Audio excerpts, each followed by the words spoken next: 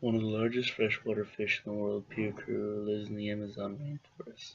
They have been a prize catch for local fishermen for many years. These fish can grow to be more than 7 feet long and weigh more than 300 pounds, outweighing the fishermen who hunt these giants with spears and gill nets. In piranha-infested waters, fishermen go in search of the piracuru, which can grow to be much larger than the fishermen themselves. The traditional way of hunting these fish is to harpoon the megafish when it rises to the surface for air. The fishermen then must haul these monsters into the small canoe and transport them back to the dock. Overfishing by poachers that use gill nets to increase their catch and habitat degradation has threatened the population of these giants.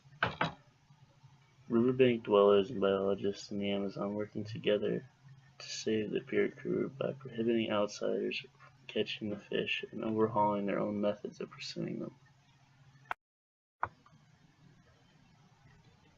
The overfishing of pirarucu is a classic example of the economic concept of tragedy of the commons, or tragedy of a common good.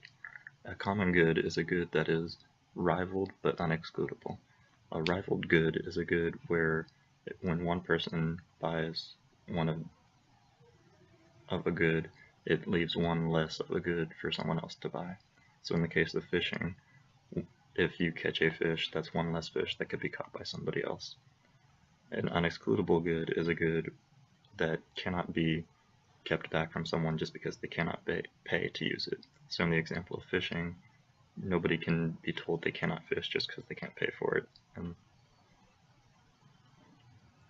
in the example of pirarucu, this causes a tragedy of the commons because people will fish to try to feed their families, and because nobody has a personal tie to the river to try to take care of it and keep the fish population up, it will be fished until it is completely fished out, because then the marginal benefit to the fisher would be zero.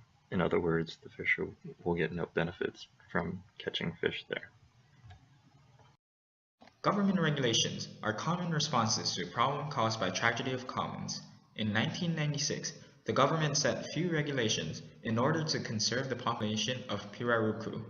One of the regulations was to ban outsiders from fishing pirarucu, making it so that only local fishermen can catch them. Some villages regulated methods of fishing by prohibiting the use of gill nets. The second regulation mandated that fishes under 1.5 meter in length need to be released back into the wild. This is so that the fish can grow to maturity. Finally, they started a tagging system to keep track of how many fish were caught in order to prevent overfishing. For the most part, these regulations slowed down the decrease in pirarucu populations. These government regulations bring great benefit to several perspectives.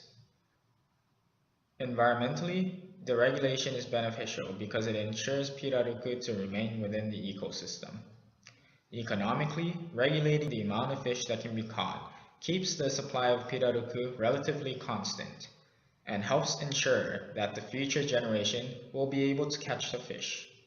This is important because the fish is the main source of food for most families.